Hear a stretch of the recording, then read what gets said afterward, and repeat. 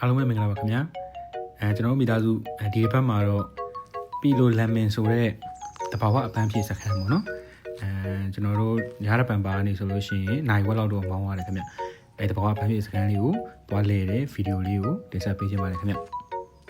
ဒီပန်းဖြည့်စခန်းလေးကိုဆိုလို့ရှိရင်ပေါ့နော်2005ခုနှစ်ကနေစပြီးတော့အများသူကလဲပတ်တဲ့တဘာဝပန်းဖြည့်စခန်းလို့သတ်မှတ်ပေးခဲ့တာပေါ့နော်အရင်ကဆိုလို့ရှိရင်တော့ဒီထဲမှာဆိုလို့ရှိရင်ကန်နေလည်းရှိရပြတဲ့ကြောင့်မလို့ငါးဖမ်းတာတို့ရေလုပ်ငန်းတွေလုပ်တာတွေပြောလို့ရှိရင်တောင်ရလုပ်ငန်းတွေလုပ်တာလည်းရှိတယ်လို့သိခဲ့ရပါတယ်ခင်ဗျာအပန်းဖြည့်စခန်းဝင်ဖို့ပေါ့နော်အခုပုံပါလမ်းပုံစံမျိုးကိုပဲကျွန်တော်တို့အတွင်းထဲကို15မိနစ်လောက်မောင်းပြီးတော့ဝင်လာခဲ့ရတာပေါ့နော်မိန်းလမ်းမကြီးကနေပြီးတော့ခုနကတော့ပြတယ်ကျွန်တော်ဒီလမ်းပေါ့နော်ဒီလမ်းလိုပုံစံမျိုးကို15မိနစ်လောက်မောင်းပြီးတော့အထက်ကိုထပ်ပြီးတော့ဝင်လာခဲ့ရပါတယ်ခင်ဗျာကျွန်တော်အရင်ဆုံးဝင်လာပြီဆိုရင်ပေါ့နော်ကားရက်ပြီးသွားပြီဆိုတာနဲ့အများဆုံးအိမ်နာလေးတွေကိုတွေ့ရတယ်ပေါ့နော်အဲဒီမှာ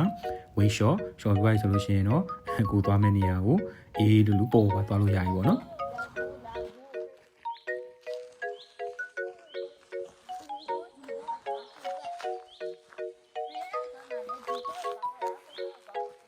ထဲမှာဆိုလို့ရှိရင်ပေါ့နော်အခုလိုပဲ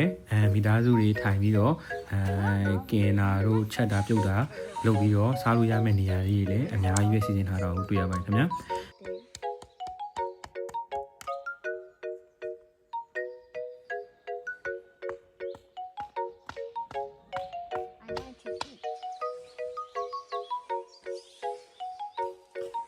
ကျွန်တော်မိသားစု၄ယောက်လည်းပထမတော့ဒီနေရာလေးမှာပဲစကန်ချပြီးတော့အေးလူထိုင်ပြီးတော့စားမယ်ဆိုပြီးတော့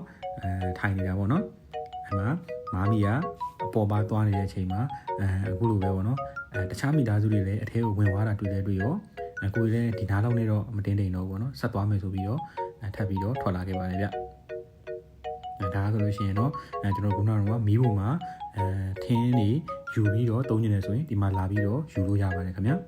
အဲ့အတွက်ကိုလည်းဘာ charges မှပြီးစရာတော့မလိုဘူးပေါ့နော်ဒါပေမဲ့သူတို့တတ်မှတ်ထားတဲ့ခုနကလိုမီးဝလေးရှိတဲ့နေရာမှာပဲအသုံးပြုရမှာပေါ့နော်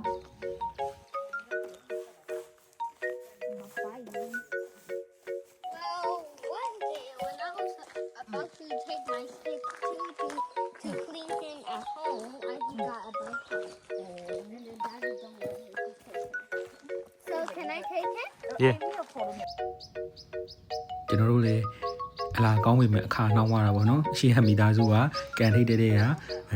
မီးပို့တဲ့နေရာလေးနဲ့ကမ်ပင်းနေရာလေးကိုယူသွားရတဲ့ကြောင့်မလို့ကျွန်တော်တို့လည်းပထမတော့ဒီနားလေးမှာပဲနေပြီးတော့စခန်းချမလို့ပေါ့နော်ဒါပေမဲ့လည်းပဲသူများလည်းဒီနားမှာရှိနေတာဆိုတော့အားနာလို့ရေကန်တစ်ပတ်ပတ်ပြီးတော့လမ်းလျှောက်ကြမယ်ပေါ့နော်အဲ့လိုဆိုပြီးတော့ကျွန်တော်တို့တွေရေကန်နားမှာခဏတစ်ပြုတ်နေပြီးတော့ရေကန်ကိုတစ်ပတ်ပတ်ပြီးတော့လမ်းလျှောက်ကြည့်ပါတယ်ခင်ဗျာ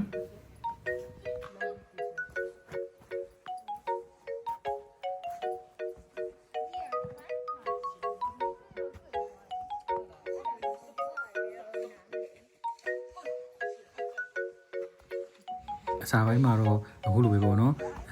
ဒီမှာလမ်းလျှောက်နေတဲ့လူတွေရောပြောလို့ရှိရင်တခြားကမ်ပင်းလုပ်နေတဲ့မိသားစုတွေလည်းဟိုနည်းနည်းတွေ့ရတယ်ပေါ့နော်အဲကြတော့ကြီးငှက်တန်လေးလည်းကြားတယ်လို့ကလေးတွေရဲ့စော့နေတဲ့အတန်လေးတွေကိုလည်းကြားတဲ့အခါမှာတော့ကျွန်တော်တို့တွေလည်းပြောပါပဲကျွန်တော်တို့တွေလည်း easy လမ်းလျှောက်နေပါတယ်ခင်ဗျာ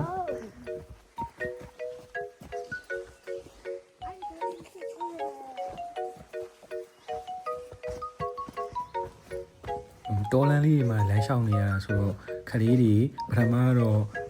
လမ်းလျှောက်ကြတာကိုသူတို့မကြိုက်ဘူးပေါ့နော်မကြိုက်တဲ့ခါကျတော့အစင်မပြေပါမလားလို့စိတ်ပူနေပေမဲ့လည်းပဲခုနကတော့အတန်လေး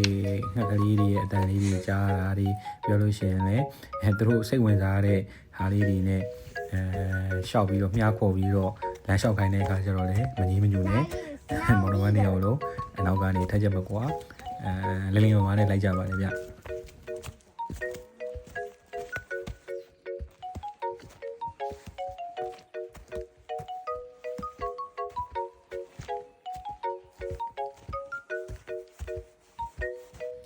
ကျွန်တော်ကန်တစ်ဖက်ပတ်နေနေပေါ့နော်အဲကန်ကိုတစ်ဖက်ပတ်နေရနေပြီးတော့ပြန်ထွက်ခံပြီးမှကျတော့သူကအပေါ်တက်သွားတယ်ဗျအပေါ်တက်သွားတော့ကျွန်တော်တို့ကလည်းဒီအပေါ်လေးကနေပြီးတော့꿰ပြီးတော့ သွားလိုက်လို့ရှိရင်ဒီကန်ရဲ့တပတ်ပြည့်ပြီးတော့ခုနကတော့ကမ်ပိန်းလုပ်တဲ့နေရာကိုပြန်ရောက်မယ်ထင်ပြီးတော့ကျွန်တော်တို့လည်းအပေါ်ဆက်တက်သွားတာပေါ့နော်ကလေးတွေကလည်းပထမကတော့အပေါ်နည်းနည်းပဲတက်ကမယ်ဆိုပြီးတော့သူတို့လည်းနောက်ကနေလိုက်လာတာပေါ့နော်ဒါပေမဲ့အပေါ်တော်တော်လေးကိုတက်လိုက်ရတယ်သူတို့လည်းနည်းနည်းညှိပြီးတော့ပေါ့နော်ရှင်းပြပြီးတော့ဒါမျိုးတွေကမြင်ရဖို့မလွယ်ဘူးပေါ့နော်ပြောလို့ရှိရင်အပေါ်မှာပါရှိတဲ့ညာရှိတဲ့ဆိုပြီးတော့ခေါ်လာခဲ့ပြီမဲ့လည်းပဲတကယ်မှာအဆုံးသတ်မရောက်သေးဘူးပေါ့နော်မရောက်သေးပဲနဲ့ဆက်လျှောက်ရင်းနဲ့အခုပဲတောင်ပေါ်လေးရောက်သွားပါတယ်ခင်ဗျာ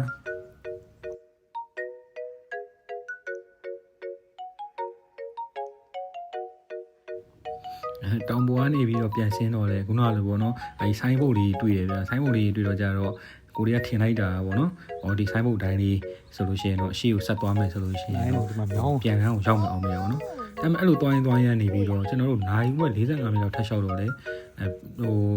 လမ်းမတွေ့တော့ဘူးအခုလိုမျိုးကြီးကွင်းမြင်ကြီးကိုဖြတ်ဖောက်တော့သွားကွင်းမြင်ကြီးဖြတ်ပေါက်တော့သွားတော့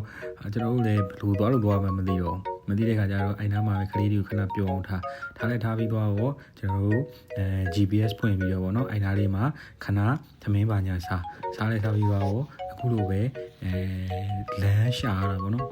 အဲ့လိုနဲ့ကျွန်တော်တို့သွားနေတဲ့လူသွားလမ်းကမရှိတော့ဘူးမရှိတဲ့အခါမှာဆိုလို့ရှိရင်ကိုယ့်ကို GPS ကြည့်ပြီးတော့လမ်းကိုဖောက်ပြီးတော့သွားရတော့ဗောနော်ကြည့်လိုက်တဲ့အခါမှာဆိုလို့ရှိရင်